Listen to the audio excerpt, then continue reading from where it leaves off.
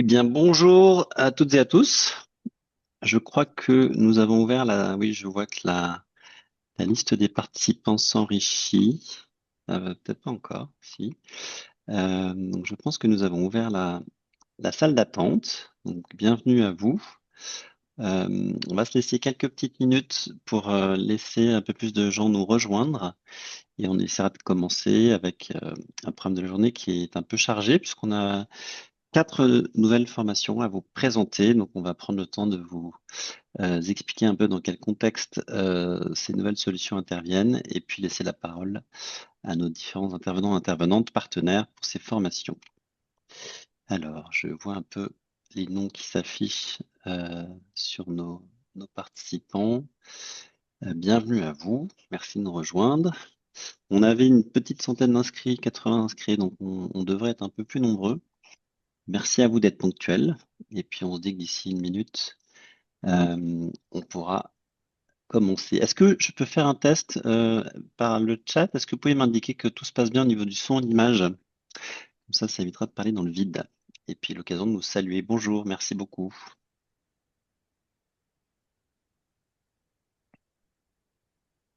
Parfait. Merci pour cette confirmation. Donc j'en profite pour vous dire que vous pourrez évidemment poser les questions qui vous viennent à travers le chat et on les relaiera aux différents intervenants pour qu'ils puissent apporter les précisions recherchées. Voilà, je vois que le chiffre continue de monter. Bah, écoutez, le temps qu'on lance, ça fera venir les autres personnes. Et puis, on va vous remercier d'avoir été ponctuel. Donc, on ne va pas trop tarder. Voilà. Bah, encore une fois, merci à tous, toutes pour votre participation. Donc, on est ravis d'avoir ce créneau pour vous partager ces nouvelles solutions de formation auxquelles on a réfléchi depuis plusieurs mois et de faire intervenir les personnes qui seront nos partenaires, mais aussi les intervenants à ces formations.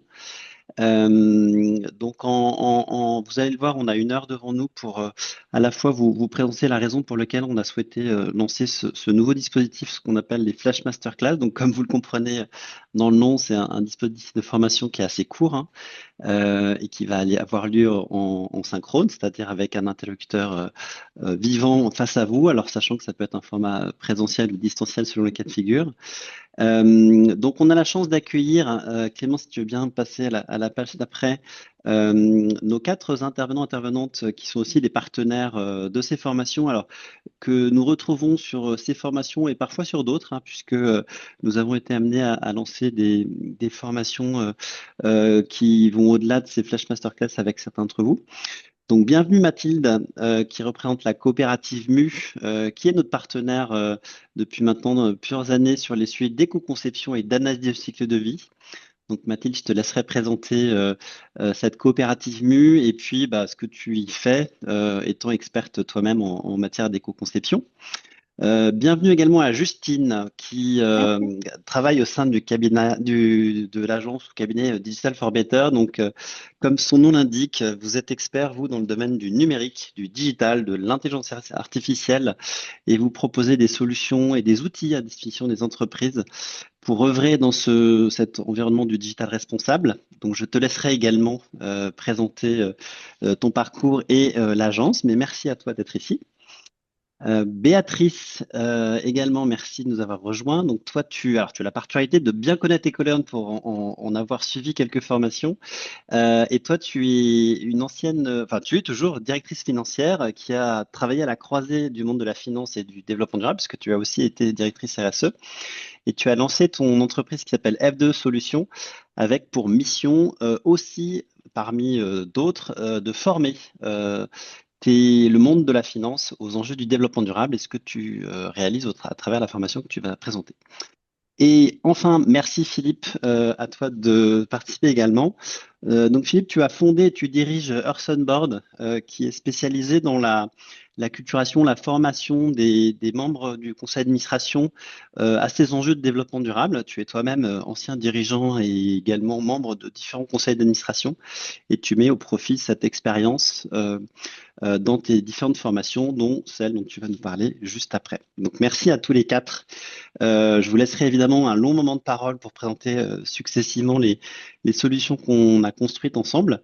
Donc ce matin, je vais rapidement exposer ce nouveau concept des Flash Masterclass et puis on prendra le temps de balayer ces quatre programmes les uns après les autres, présenter les intervenants, les organisations qu'ils représentent, et puis évidemment le déroulé des programmes respectifs. On aura le temps de prendre des questions-réponses.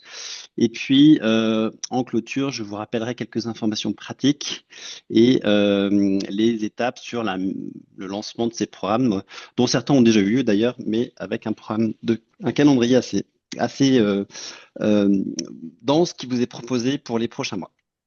Alors, je me lance sur une rapide présentation du concept des Flash Masterclass et on va commencer tout de suite par la page d'après. Voilà, merci Clémence. Sans y passer trop de temps, mais donc c'est une réflexion qui a mûri chez Ecolern depuis ces derniers mois, voire un peu plus, où indéniablement, et qui s'est un peu accéléré, à vrai dire, avec le backlash qu'on a subi, dont on voit maintenant avec le recul de ces derniers mois, les conséquences que ça peut avoir dans la prise en compte des sujets de durabilité dans les entreprises. Et donc, ce qu'on constate, c'est que bon, on est sur un sujet qui est très vivant. La durabilité, ça évolue très vite. Les contours, les attentes changent de façon très dynamique. Et aujourd'hui, on s'aperçoit que plus que jamais, on va aller vers des solutions qui vont requérir une expertise extrêmement pointue dans des domaines très divers, le domaine de la conception produit, le domaine du numérique, le domaine opérationnel pour les plans d'adaptation au changement climatique, par exemple. Mais on est rentré dans une phase où, après avoir été plutôt une RSE qui avait vocation à d'abord apporter une vision d'ensemble, un cadre, une stratégie de mise en œuvre, on rentre dans le dur et dans l'opérationnel et avec des compétences qui sont et des domaines d'expertise qui sont nouveaux.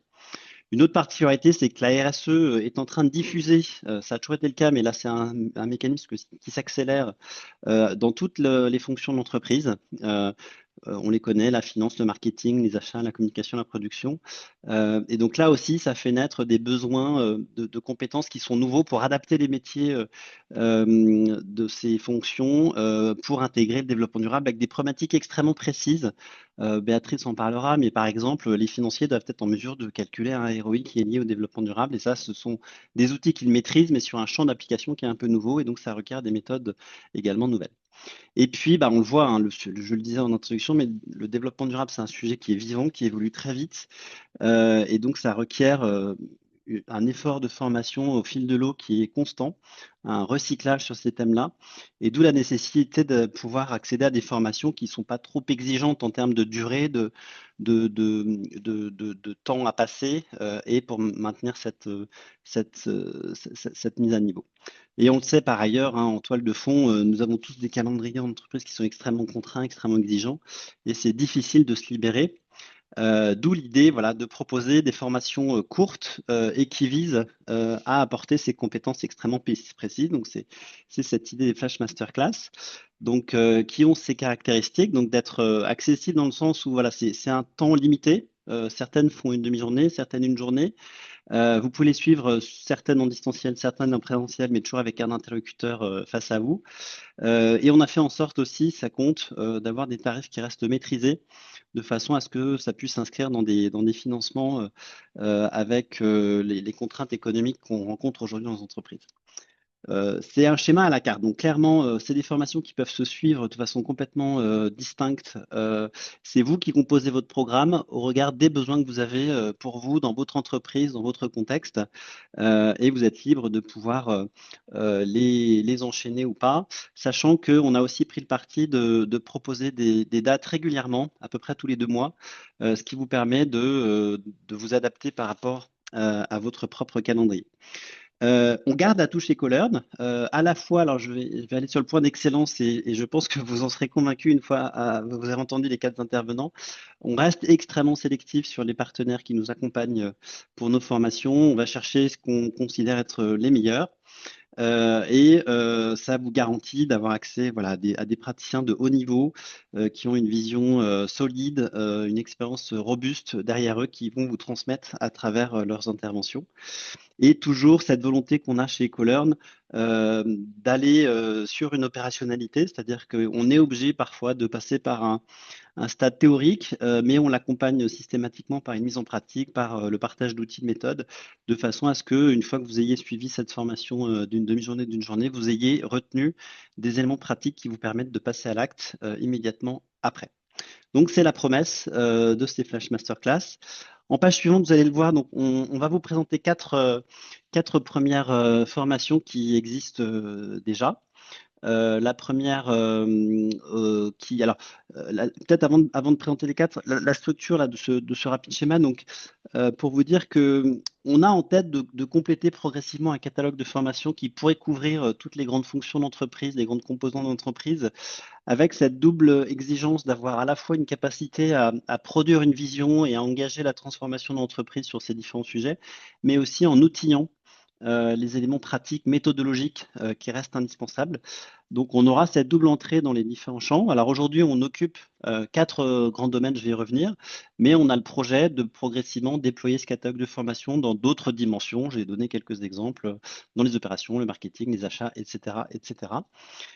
Et donc, pour lancer notre tour de table, alors je crois que nous allons commencer par Mathilde. Alors, pardon, si tu peux revenir, Clément, sur la slide d'avant.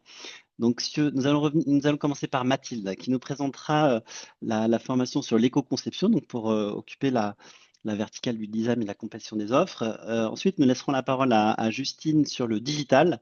Alors là, on a pensé directement à trois différentes solutions qui sont très complémentaires les unes des autres et qui apportent un premier pas sur la maîtrise de son empreinte numérique dans l'entreprise et une façon de faire digital. Puis nous donnerons la parole à Béatrice pour la fonction finance et par extension contrôle de gestion et d'autres sujets qui gravitent autour, avec cette formation autour de la finance pour l'entreprise durable et comment les enjeux de développement durable vont percuter les grands agrégats et les grands éléments de performance financière. Et nous finirons par Philippe, donc, qui, avec son expérience à la fois de CEO et de board member, va nous proposer une formation sur la meilleure façon d'engager son board sur les questions de développement durable. Voilà, merci beaucoup. Et Mathilde, je te passe la parole sur le premier sujet de l'éco-conception. Yes, merci Arnaud. Bonjour tout le monde. Donc, je me présente, je m'appelle Mathilde Sussan, je suis consultante en éco-conception. Donc, je fais des analyses de cycle de vie, je vais vous en parler, au sein de la coopérative MUD depuis maintenant 8 ans. Je suis une des associées de la coopérative, parce que comme son nom l'indique, on est en format de scope. Donc, sur les 16 salariés, on est 15 associés, donc à participer à la gestion et à la gouvernance de l'entreprise. MU, c'est une agence d'éco-conception. Donc, quand je dis éco-conception, je parle d'analyse de cycle de vie. Donc, on va faire un bilan environnemental, un peu comme un bilan carbone, sauf qu'on va regarder à peu près 16 indicateurs environnementaux. Donc, la pollution de l'air, l'émission des ressources, des émissions de particules, épuisement des ressources, minérales métalliques, épuisement des ressources en eau. Donc, on fait d'abord une analyse de cycle de vie. Donc, on va regarder, le but, ça va être d'identifier des enjeux environnementaux, qu'est-ce qui impacte dans mon produit, mon procédé, mon service, et les hiérarchiser pour savoir sur quoi on va commencer à travailler. Et après, on va faire la partie conception, d'où le éco-conception, pour justement se dire, OK, bah, maintenant que je connais mes enjeux, comment je peux revoir mon produit, process, service, ou comment je peux le concevoir. Donc voilà un peu ce qu'on met nous derrière ce mot éco-conception, c'est vraiment allier l'ingénierie environnementale et le design industriel ensemble. Pas faire d'évaluation juste pour avoir une évaluation et pas faire de conception sans évaluation. Donc on existe depuis 2010 et je veux bien qu'on passe la slide suivante. On travaille avec des startups et vous allez voir aussi avec des grands groupes. Donc, on fait un peu un grand écart. Nous, on est expert éco-conception et on ne va pas être expert d'un secteur en particulier. Donc, ça, c'est vraiment les clients qui le sont. Donc, on peut travailler avec des startups. Donc, là, le but, ça va être vraiment de les aider à concevoir et à développer des éco-produits innovants. Ça peut être soit un produit qui existe déjà, soit un produit qui n'existe pas encore. Donc, et ça peut être tout type de produit. Hein. Donc, ça peut être une gourde, comme une chaussure, comme du mobilier de bureau, comme un service de distribution de repas. Et donc là, à chaque fois, pour les startups, c'est surtout des produits qui n'existent pas encore. Donc, c'est des idées. Les clients viennent nous voir avec ces idées et notre but, c'est de transformer cette idée en produit. Donc, on va vraiment jusqu'à la conception du produit et en produit qui a le moins d'impact possible sur l'environnement. Je veux bien la slide d'après, ça illustre qu'on travaille aussi avec des grands groupes, donc pour montrer un peu le grand écart. Donc là, généralement, c'est plus pour les aider à intégrer l'environnement dans la conception. Donc ça peut être soit en faisant des formations, soit en faisant aussi des projets d'éco-conception. Donc par exemple, comme pour Sephora, sur un mobilier, donc un présentoir de maquillage qui existe déjà, où on a travaillé en disant, OK, ben voilà les impacts de ce présentoir, comment on peut faire pour les réduire. Et on va aussi travailler, par exemple, sur une matériothèque pour différents clients. Donc, voilà un peu pour vous illustrer ce que c'est que l'éco-conception. Et du coup, je vais vous montrer donc, dans la slide d'après un peu la formation, donc éco-conception, ce qu'on va voir. Donc, déjà, un premier point, c'est qu'il n'y a pas de prérequis. Il n'y a pas besoin de savoir faire une analyse de cycle de vie, de savoir ce que c'est ou pas. Donc, pas de prérequis nécessaires pour assister. Donc, c'est une journée de formation. Et le but, c'est qu'à la fin de cette formation, donc en tout cas, la formation, elle sera réussie si à la fin, vous savez expliquer ce que c'est que l'éco-conception, donc sa définition, sa démarche. Vous savez aussi identifier les principes clés de l'éco-conception et toutes les étapes. Donc, vous connaissez ce que ça veut dire et vous savez l'appliquer. Et vous allez savoir appliquer donc, cette approche cycle de vie sur vos propres produits, process, services. Donc, soit si vous êtes une entreprise qui a déjà, donc c'est des produits, des process, des services, ça va vous permettre de comprendre la démarche et après de savoir l'appliquer chez vous, ou pour plus tard justement de comprendre et de pouvoir lire des analyses de cycle de vie ou de comprendre quand on parle de démarches d'éco-conception. Vous allez pouvoir mesurer donc la valeur ajoutée de l'éco-conception, puis appréhender la mise en œuvre concrète de cette démarche à travers des exemples. Et donc concrètement, ça veut dire qu'on va faire quoi pendant cette journée de formation? Donc elle est découpée en deux partie. La première, donc, qui va plus servir à décrypter, analyser et comprendre l'éco-conception. Donc, on aura une introduction. Historique de l'éco-conception, pourquoi on parle de ça maintenant, les enjeux du changement climatique, contexte de la démarche et définition. Donc là, un peu plus théorique, on vous explique pour qu'on puisse tous parler le même vocabulaire. Et ensuite, on met en pratique directement. Donc là, on a un atelier en sous-groupe assez ludique qui marche bien sur un produit qu'on connaît normalement tous, qui est le café. Et en fait, on va se dire, OK, bon, d'après vous, quel est l'impact de boire un café le matin au travail? Et on va vous faire réfléchir à cette démarche d'éco-conception à travers cet atelier. Donc, bien évidemment, là, ça va être une démarche plutôt réduite, hein, parce que après cette journée, vous n'allez pas être des éco-concepteurs, mais vous allez pouvoir appliquer cette démarche. Alors moi, j'ai perdu les slides. Je ne sais pas si je suis la seule. Alors, Voici. je pense que Clémence Ah oui, également. va se Ouais, reconnecter. je vais continuer. Ouais, vous aussi. Je vais continuer, puis après, vous verrez. Donc, je disais d'abord, on a la partie théorique. Après, on a la partie atelier ludique. Et dans cet atelier, donc, vous allez d'abord devoir réfléchir à le périmètre produit. Donc, quel est tout le cycle de vie du café pour arriver jusqu'à votre tasse, dans votre tasse au bureau pour le boire. Donc, vraiment, toute cette notion cycle de vie. Ensuite, vous allez devoir réfléchir à quels sont les enjeux. Donc, à chaque fois, on fait réfléchir en sous-groupe et après, nous, on présente les résultats. Vous allez devoir réfléchir à quels sont, d'après vous, les enjeux environnementaux. Donc, ça, c'est vraiment pour la partie, OK, on va identifier les enjeux. Et après, on va vous faire réfléchir à des solutions. OK, maintenant qu'on vous a dit les enjeux environnementaux, parce qu'on a fait une analyse de cycle de vie dessus, sur boire une tasse de café au bureau, quelles sont les pistes d'action? Donc, on va vous faire réfléchir un peu en mode vraiment plan d'action d'éco-conception et du coup, quelle est la suite? Donc ça, c'est pour la partie, un peu la première partie. Donc la première partie, c'est vraiment, OK, on vous explique la démarche et on vous la fait appliquer à à un projet qui est la machine à café. Et pour la deuxième demi-journée, là, on est plus sur, pareil, la démarche d'éco-conception, mais plus illustrée vraiment, OK, et très concrètement, nous, au sein de la coopérative MU, ça marche comment? Donc, on va prendre un exemple d'un projet. Donc, ça sera la slide juste après. Merci, Clémence.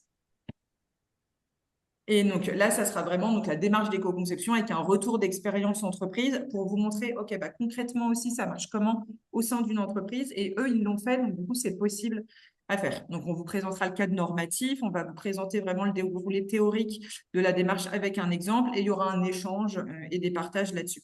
Ensuite, on va vous présenter tous les outils et les ressources pour que vous puissiez le faire aussi chez vous. Donc, vraiment, les outils pour éco-concevoir toutes les étapes, du plus simple au plus expert, et avec vraiment des ressources techniques et des aides disponibles pour vous lancer là-dessus. Et après, une conclusion sur les différentes approches. Donc, pour résumer, une première partie un peu théorique et après avec une mise en pratique pour bien comprendre la démarche d'éco-conception, le déroulé de cette démarche et vraiment les quatre grands principes. Et une deuxième demi-journée, vraiment, OK, l'éco-conception mis au regard d'un projet sur lequel on a travaillé nos mus. Et en fait, on va vous prendre, OK, on vous expliquer toutes les étapes de la démarche et maintenant, opérationnellement, dans chaque étape, ça fonctionne comment. Et après, on vous présente les outils pour que vous puissiez le faire vous. Voilà de mon côté. Donc, du coup, je serai disponible pendant le temps de questions-réponses si vous avez des questions sur cette formation, en espérant que ça vous aide. Merci beaucoup, Mathilde. Et pardon pour le petit bug technique, mais Pas de Clémence m'a souci. indiqué qu'elle a eu un souci d'ordinateur de son côté, mais ça y est, elle est revenue. Je vous propose, n'hésitez pas à poser vos questions au fur et à mesure sur le chat. On prendra les questions à la fin des quatre tours de présentation. Donc, merci beaucoup, Mathilde, pour ces éléments. Et je donne maintenant la parole à Justine pour nous parler numérique responsable. Oui, tout à fait. Merci Arnaud. Du coup, avant de me présenter, je vais rapidement présenter Digital for Better, qui on est. Donc, on est pour le coup une entreprise de l'économie sociale et solidaire. On est basé à Paris, Rennes et Nantes. Et on a le statut de société à mission. Et d'ailleurs, nous, notre mission, c'est notamment d'accompagner les organisations et les entreprises dans leur responsabilité numérique. Donc, c'est-à-dire comment engager finalement une transition numérique responsable en prenant en compte l'ensemble des enjeux environnementaux, sociaux et éthiques. Et du coup, pour ce faire, on est aujourd'hui, nous, une quarantaine d'experts engagés sur ce sujet. Et nous sommes divisés en, on va dire, en trois grands pôles d'activité. On a un premier pôle qui est tourné autour de l'édition de logiciels. On a un logiciel Frugger qui est justement à évaluer et piloter c'est tout son périmètre système d'information sur ces sujets. Un deuxième pôle dédié sur la création de services numériques à impact. Et un troisième pôle d'activité dans lequel moi-même j'interviens, qui est le conseil en numérique responsable. Donc concrètement, ça veut dire qu'on accompagne justement, alors moi-même, j'accompagne des entreprises donc du secteur privé, que ce soit bancaire, retail et autres, mais aussi par exemple des collectivités, des départements et autres acteurs publics, soit à définir vraiment une stratégie globale 360 sur le numérique responsable, soit à finalement mettre en place un plan d'action concret ou intervenir sur des thématiques très spécifiques, par exemple, soit on parlait d'éco-conception tout à l'heure, nous, c'est vraiment sur l'éco-conception numérique, par exemple, mais aussi sur l'accessibilité numérique, les achats éthiques responsables, etc. Merci. Du coup, voilà, donc on a vraiment, on peut passer à la slide suivante. Merci. C'était pour effectivement vous représenter, comme dit, nous, ces trois pôles d'activité. Et donc, au sein, comme dit, de notre pôle conseil, on anime aussi des formations. Et donc, c'est là tout l'objet de l'intérêt aujourd'hui.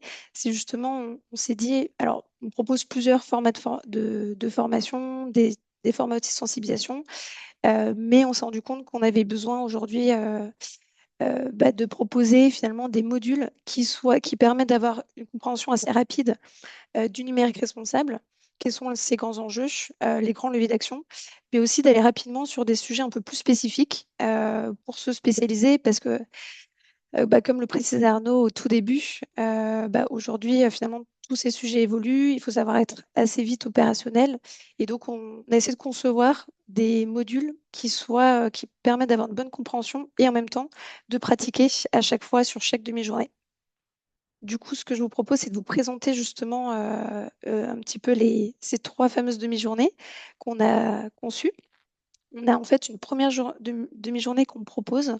Donc, l'objectif, c'est déjà de s'imprégner du numérique et de bien comprendre finalement tous les grands enjeux en rappelant effectivement sur la partie éthique, sociale, environnementale, de quoi on parle, quels sont les ordres de grandeur, parce que ça, c'est très important toujours de repartir des faits et de se situer aussi par rapport aux autres secteurs et très vite aussi de comprendre dans quel cadre finalement le numérique responsable s'inscrit, que ce soit le cadre réglementaire, le cadre aussi organisationnel au sein des organisations, quels sont aussi les enjeux économiques derrière ces sujets, et très vite de parler, comme dit, des leviers d'action et de pratiquer pour, ça je vais détailler un petit peu après, pour justement co-construire ensemble une feuille de route qui peut être activée par exemple au sein de votre organisation. La deuxième journée, on l'a conçue pour finalement là, dès ce deuxième module, entrer un peu plus dans le vif du sujet en creusant une thématique qui est une thématique assez importante justement dans les stratégies numériques responsables. C'est la partie évaluation de l'empreinte du numérique. Et là, l'objectif, c'est encore une fois de comprendre de quoi on parle, qu'est-ce qu'on va mesurer, parce que le numérique, c'est très vaste. Donc, quels sont les différents périmètres? Comment on va accoster avec les méthodologies classiques qui sont les méthodologies, par exemple, bilan carbone, mais aussi ACV, dont tu as parlé, par exemple, Mathilde, tout à l'heure. Et concrètement, quelles sont aujourd'hui les méthodologies, les outils? Et encore une fois, l'objectif, ça sera de vous faire pratiquer pour que vous puissiez acquérir une première base de méthodologie. Et la troisième demi-journée, alors ça, c'est un sujet un peu plus d'actualité. On va parler IA et notamment comment mettre un cadre finalement, qu'on va appeler un cadre responsable pour aider à déployer des projets IA.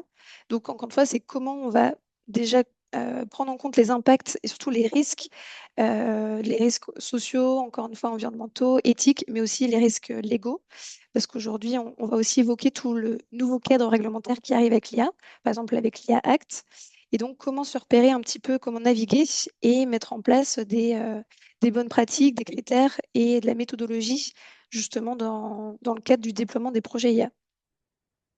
Voilà, donc rapidement, sans trop m'attarder, on a un petit peu plus détaillé chaque demi-journée pour vous illustrer aussi plus concrètement qu'est-ce qu'on va proposer. Donc, à chaque fois, la philosophie sera la même, c'est-à-dire on va vous donner un maximum d'informations, mais de toute façon toujours interactive, et très vite vous faire pratiquer en collectif sur des cas concrets pour que justement enfin, tous les concepts qu'on va voir ensemble ne restent pas juste des concepts théoriques, mais comme dit, qu'on puisse pratiquer. Et là, typiquement sur cette première journée, où l'objectif sera vraiment d'acquérir des bases et vraiment tous les concepts et les leviers d'action sur le numérique responsable, on construira ensemble un plan d'action avec des objectifs qu'on se fixera à moyen, court et long terme, et les chantiers à mettre en place justement au sein de votre organisation.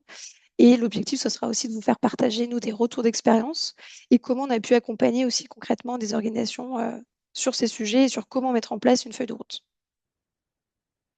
Sur la deuxième demi-journée, donc comme je le précisais, on va très rapidement rentrer dans le cœur du sujet de la méthodologie, sur concrètement comment évaluer les impacts du numérique, que ce soit sur la phase d'usage du numérique, mais aussi les phases amont, la fabrication, la phase aval, et comment intégrer finalement ces métriques-là dans aussi son reporting, si par exemple vous êtes soumis aux normes CSRD, ou si vous voulez faire remontrer cette évaluation dans votre bilan carbone global. Et comment pratiquer. Donc, on vous montrera justement les différentes bases de facteurs d'émission. On fera ensemble des cas pratiques pour que, au-delà, encore une fois, de juste vous montrer la théorie, vous puissiez pratiquer. Et donc, on prendra différents périmètres numériques, que ce soit au niveau des équipements, par exemple ordinateur, écran, mais aussi au niveau du périmètre des services numériques. Voilà, donc l'objectif, ce sera vraiment de vous faire prendre en main ces méthodologies, vous montrer aussi les différents outils, les bases de données, pour que vous ayez une bonne connaissance et que vous-même, vous puissiez après déployer cette méthodologie au sein de votre organisation. Et concernant la dernière demi-journée, donc là, comme je disais, l'objectif, c'est vraiment être de se concentrer sur les projets IA, que ce soit l'IA que je qualifie de IA classique, c'est-à-dire qui ne sont pas génératives, parce qu'aujourd'hui, on parle beaucoup de l'IA générative, même des IA agentiques.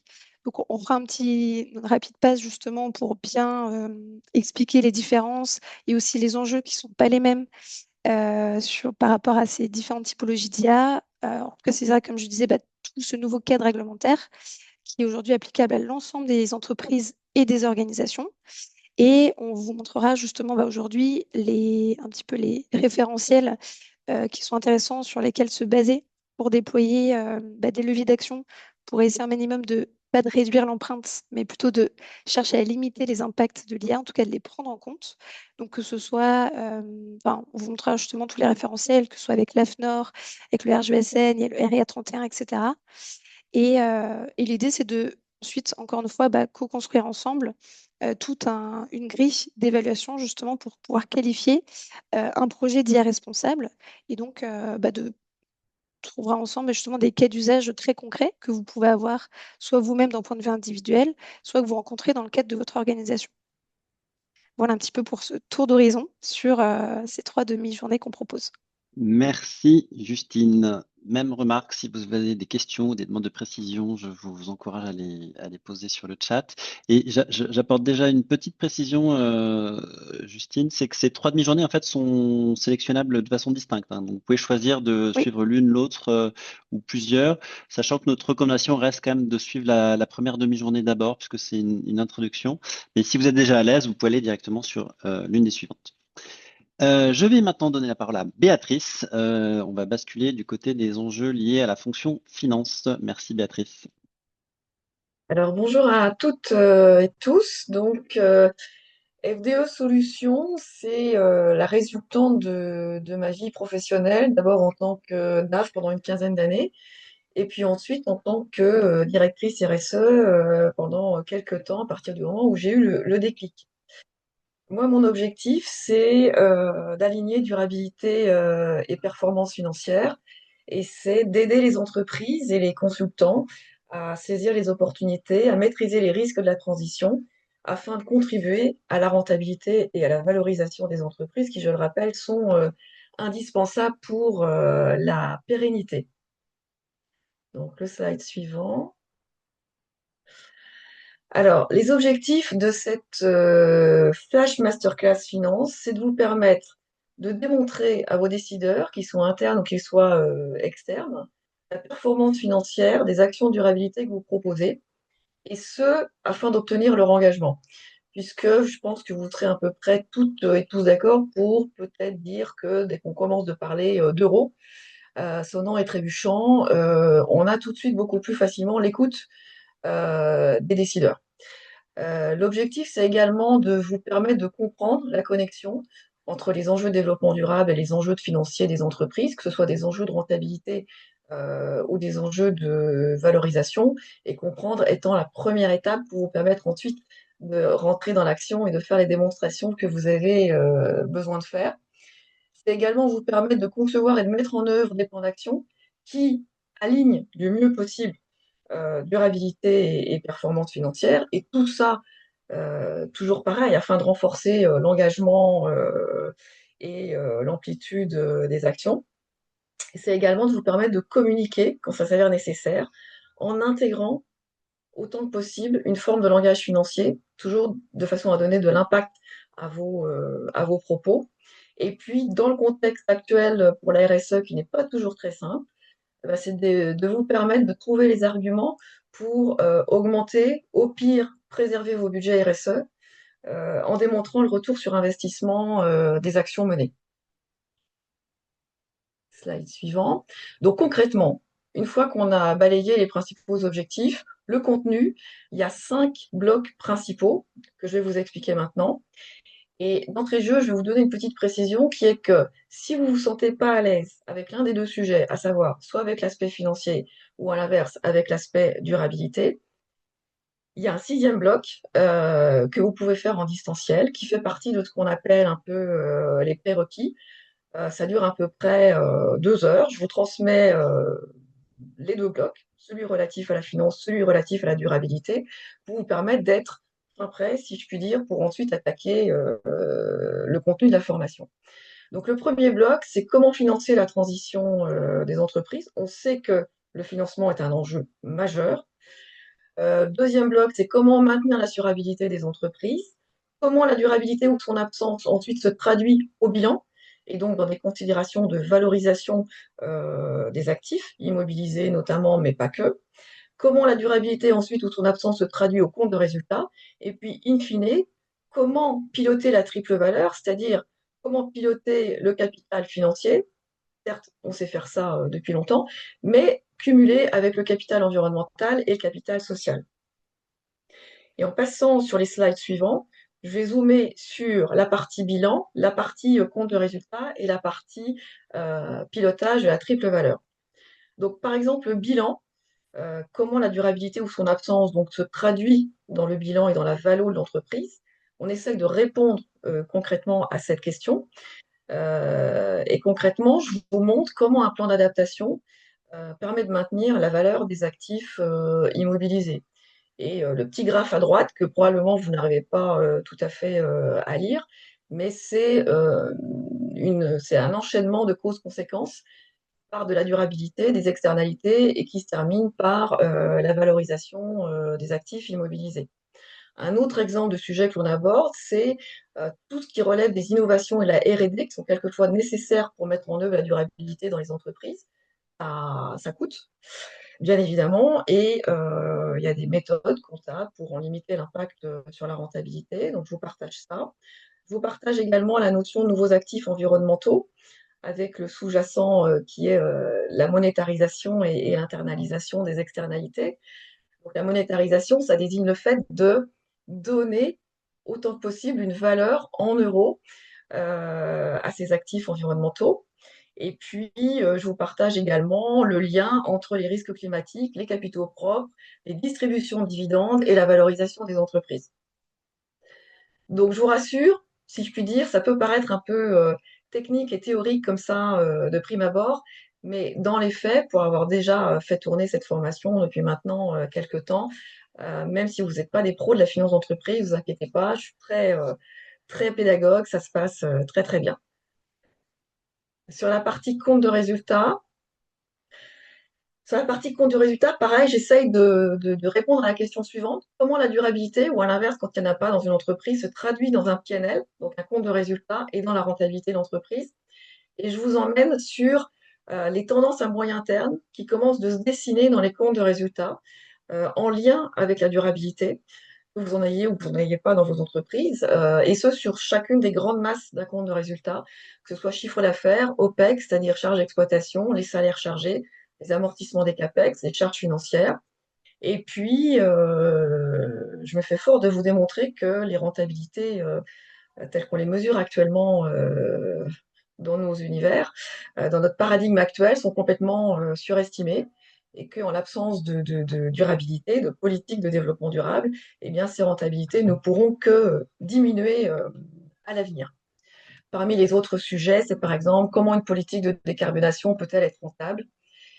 Et puis, troisième grosse partie, donc cinquième sujet, c'est in fine dans une entreprise, et pas que dans une direction financière, comment est-ce qu'on peut faire pour piloter la triple valeur, c'est-à-dire financière, environnementale et sociale. Et pour être très concret, c'est un sujet de data, donc de données, de processus et d'outils. Et le dénominateur commun dans le message que je veux vous faire passer, et que je vous montrerai comment faire, c'est qu'il faut en gros fusionner vraiment tout ce qui est financier et extra-financier, que ce soit à l'échelle des données, que ce soit à l'échelle des processus, que ce soit à l'échelle des outils. Et pour vous mettre un petit peu une illustration du nouveau type d'outils que l'on peut utiliser à l'avenir, en termes par exemple d'indicateurs, je vous ai mis quelques exemples d'indicateurs à droite. Il y en a un personnellement que j'adore, c'est la marge de CO2, parce qu'on est dans le registre des indicateurs multicapitaux. La marge, c'est le capital financier, le CO2, c'est le capital environnemental. Le fait d'introduire ce genre d'indicateur petit à petit dans une entreprise, ça va lui permettre de grandir, de maturer dans sa capacité à piloter une triple valeur.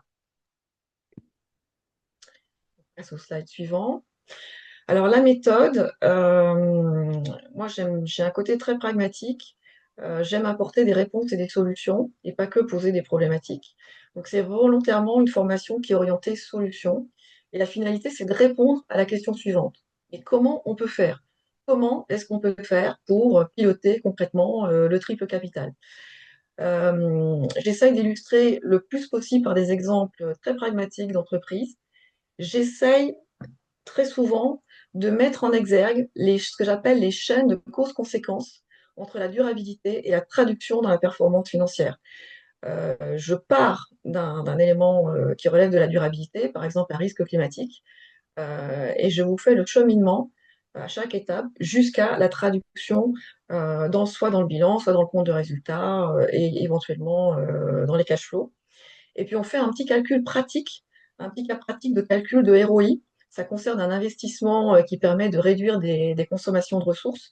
Et ce petit cas pratique, il vous met le pied à l'étrier pour comprendre un petit peu comment peut se faire cette modélisation. Et là, je vous ai mis quelques témoignages. Et je précise que j'ai même pas eu besoin de les demander. C'est suite à la précédente session de formation où deux des apprenants, Arnaud et Héloïse, ont tenu à témoigner. Donc je leur dis, bah, écoutez, allez sur LinkedIn, mettez vos témoignages dans les recos donnés. Et donc, bah, par exemple, Héloïse qui dit, je recommande à 300%. Je vous laisse les lire. Je pense que c'est peut-être encore les témoignages des anciens apprenants qui sont les plus explicites et les plus parlants. Voilà. Bien. Merci beaucoup, Béatrice. Et donc, au risque de te paraphraser, mais vous l'avez compris, hein, cette formation a un double mérite. C'est de permettre aux gens qui sont issus du monde de la RSE, de l'expertise développement durable, de chausser les lunettes de la finance et de partager les codes, la logique du monde financier. Et à l'inverse, de permettre aux gens qui viennent du monde de la finance et du contrôle de gestion et du pilotage de la performance financière de chausser les lunettes de l'ESG et de comprendre comment cette performance financière est impactée par les enjeux du développement durable. Donc merci, très clair. Et je vais maintenant passer la parole à Philippe pour conclure ce tour de présentation de ces formations Flash, avec cette dernière formation qu'on vous présente aujourd'hui, qui répond à cette problématique, cette demande de plus en plus prégnante de dire mais comment faire rentrer dans le radar, dans les discussions d'un conseil d'administration, d'un board, ces questions de développement durable. Et donc, Philippe, c'est là où ton expérience est précieuse puisque c'est ton quotidien. Et donc, tu nous expliques comment s'y prendre à travers cette formation d'une journée. Merci. Bonjour à toutes, bonjour à tous. Avant de rentrer la session et sa description, juste quelques mots sur l'entreprise et pourquoi je fais ça. D'abord parce que j'ai eu deux vies. Ma première vie, c'était au Brésil, aux États-Unis et en France, dans le monde corporate, dans la banque d'abord, puis ensuite chez Alstom, où j'étais d'abord président au Brésil, directeur financier président au Brésil, puis ensuite responsable du secteur énergie chez Alstom. Et j'ai terminé comme directeur général délégué du groupe. Et ma deuxième vie, c'est en 2012, quand j'ai décidé de changer tout ça. Et j'ai accepté d'être fellow à l'université de Cambridge. Et puis, je suis rentré dans divers conseils d'administration où justement, j'ai touché du doigt ce que Arnaud vient de décrire, c'est pourquoi est-ce qu'on ne comprend pas les conseils d'administration et pourquoi ils sont toujours en train de résister à des idées qui font partie de leur responsabilité, c'est-à-dire amener l'entreprise à comprendre que la stratégie ne peut pas exister sans prendre en compte le développement durable. Donc c'est ça que je fais aujourd'hui avec Earth on Board. Prochaine slide. Et ça, ce que je le fais modestement dans le monde entier parce que j'ai accepté des postes de conseil d'administration dans tous ces continents-là. Et nous avons donc depuis une dizaine d'années, donc depuis la COP Paris, fait plusieurs centaines de sessions et parlé à plusieurs milliers d'administrateurs. Next. Et ça, c'est important parce que dans les formations, évidemment, on prend ces expériences un peu internationales et on s'en sert pour prouver notre cas. Donc, ce que je vous propose, ce que nous vous proposons avec Earth on Board, si vous pouvez revenir s'il vous plaît, c'est justement ouvrir un espace un peu sécurisé où vous pouvez poser toutes les questions, vous pouvez aborder tous les sujets qui vous paraissent intéressants pour un conseil qui en général est une boîte un peu mystérieuse et fermée. Donc, nous allons partager cette expérience avec vous. Next, suivante. Et on va commencer par ça, parce qu'en général, on se demande bien à quoi ça sert, un conseil d'administration, et on se demande pour qu'est-ce qu'ils font après le déjeuner. Eh ben, ils travaillent et ils répondent à un certain nombre de questions qui sont essentielles pour le reste de la gouvernance. Et donc, c'est pour ça qu'on commence toujours nos sessions en remettant à plat la responsabilité d'un conseil d'administration. À quoi ça sert? Quand est-ce qu'ils interviennent dans la chaîne de commandement? Suivante, s'il vous plaît. Mais surtout, ce qui est important, c'est de bien comprendre que nous défendons l'idée que le business model que nous avons adopté jusqu'à présent, qui prenait basiquement la nature pour illimitée et gratuite, n'est plus possible, qu'il faut le changer, comme l'a démontré un peu Béatrice tout à l'heure. Les choses ont changé, la façon dont mesurer la performance a changé, Et bonne idée, c'est justement la responsabilité du Conseil de vérifier tout ça. Et c'est là que nous démontrons que toutes les responsabilités que nous avons démontrées juste avant ont changé et que le conseil d'administration ne peut plus travailler de la même façon, qui évidemment, franchir les limites planétaires, change la responsabilité complète de cet organe de gouvernance qui est quand même l'organe de gouvernance le plus élevé dans la hiérarchie de la société. Next, s'il vous plaît. Et ça part toujours de cette question-là. Les conseils d'administration se défendent ou ont la limite de leur responsabilité légale derrière cette phrase-là. Un conseil d'administration ne peut pas être vu, comme la plupart des autres fonctions de l'entreprise, comme sachant tout, mais il doit poser les bonnes questions. Et ce que nous défendons, c'est que c'est pas un hasard si j'ai créé Earth on Board juste après la COP de Paris, c'est qu'à partir de la COP de Paris, les conseils d'administration ne peuvent plus dire qu'ils ne savaient pas, puisque la COP de Paris a démontré urbi et torbi que le modèle, le système a changé et qu'il faut donc le prendre en compte. Euh, En gros, on peut dire qu'à partir de Paris, ne plus rien faire pour les conseils d'administration, c'est pas possible. Et donc, c'est ça qu'on va revoir ensemble pendant cette journée, c'est où et quand les responsabilités ont changé. Suivante, s'il vous plaît. La première chose qu'il faut bien comprendre dans un conseil, et c'est ça on va travailler ensemble, c'est que les administrateurs ont le droit de se tromper. Ils ne sont pas infaillibles du tout. Mais ils ne peuvent pas être ni imprudents ni négligents. Donc, beaucoup des choses que Béatrice a proposées tout à l'heure, en fait, les conseils d'administration n'ont pas le choix. Ils devraient l'appliquer. Un conseil d'administration, pour prendre un exemple très pratique, qui approuve un investissement carboné sans avoir utilisé pour valoriser le cash flow un prix un prix du carbone pour évaluer ce cash flow est négligent. En tout cas, il est imprudent. Donc, il ne répond pas à la question qu'il devrait se poser. Et pour finir, next, s'il vous plaît, euh, il faut bien comprendre ça, et c'est ce qu'on va faire dans la grande partie de la journée ensemble, c'est que les conseils d'administration ont besoin du reste de l'entreprise, à la fois pour les alimenter, mais aussi pour répercuter leurs décisions. Le problème, c'est que c'est deux mondes qui s'ignorent et qui ne se comprennent pas. Et c'est pour ça que nous avons accepté avec joie d'organiser cette session avec EcoLearn, parce que nous pensons que beaucoup des fonctions de l'entreprise ne savent pas vraiment ce dont le conseil d'administration a besoin. On inonde le conseil d'administration d'informations diverses et variées, mais qui ne sont pas vraiment intéressantes pour lui. On ne sait pas quand les aborder. On ne comprend pas qu'un conseil d'administration, contrairement au reste de l'entreprise, c'est intermittent. Donc, ça vient de temps en temps s'occuper d'une entreprise, mais le reste du temps, il ne s'en occupe pas vraiment et il pense à autre chose. Et c'est pour ça qu'ils sont précieux d'ailleurs, parce qu'ils peuvent amener des visions et des expériences d'autres mondes. Et c'est ce dialogue qu'il faut essayer de construire. D'abord en comprenant ce dont le Conseil a besoin, et ensuite quand et comment on peut aborder tous ces sujets. Et c'est ça qu'on va partager avec vous pendant cette journée. Voilà. Merci beaucoup, Philippe. Voilà, bah, j'espère que ces quatre présentations vous ont donné envie de suivre l'une ou l'autre de ces solutions de formation. Je vois que vous avez déjà commencé à poser des questions et je vous encourage à continuer à le faire pour avoir toute information complémentaire sur ces quatre programmes.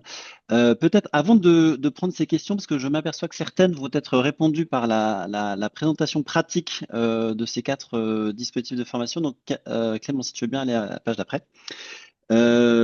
Pour rappeler voilà, les éléments très pratiques de ces quatre formations, alors, je vais les balayer très rapidement l'une après l'autre. Donc, sur la formation éco-conception qui a été présentée par Mathilde un peu plus tôt, donc, il s'agit d'une journée de formation entière d'un tenant en présentiel sur Paris, donc qui s'adresse à toute personne qui veut approfondir, comme l'a présenté Mathilde, les éléments d'éco-conception au tarif qui est mentionné, sachant que nous sommes Calliope, donc nous pouvons recevoir tous les dispositifs de financement de type OPCO, France Travail notamment.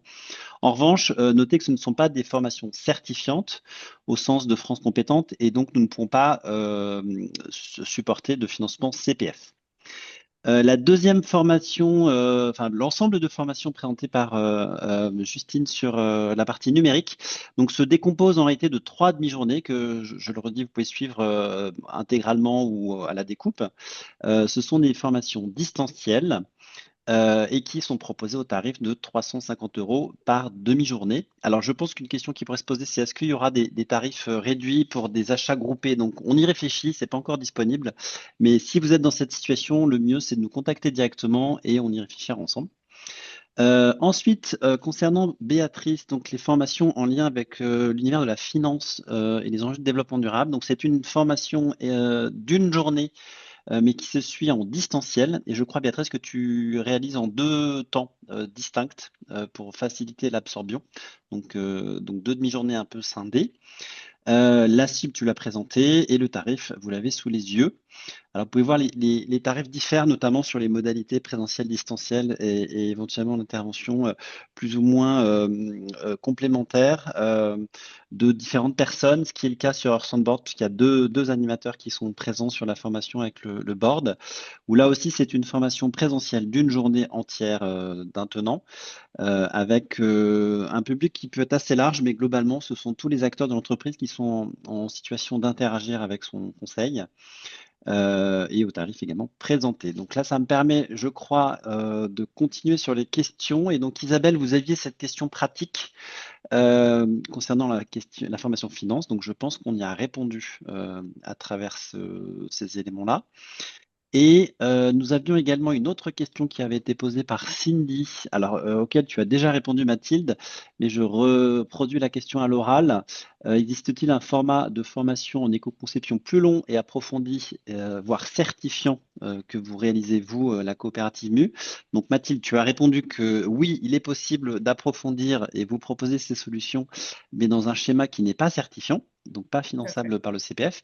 Mais ça me permet de rebondir en précisant qu'on vous a présenté aujourd'hui nos nouvelles formations Flash, donc qui, comme son nom l'indique, sont des formats courts, mais ça ne veut pas dire que nous n'avons pas d'autres solutions de formation qui sont proposées, qui sont plus longues, plus approfondies.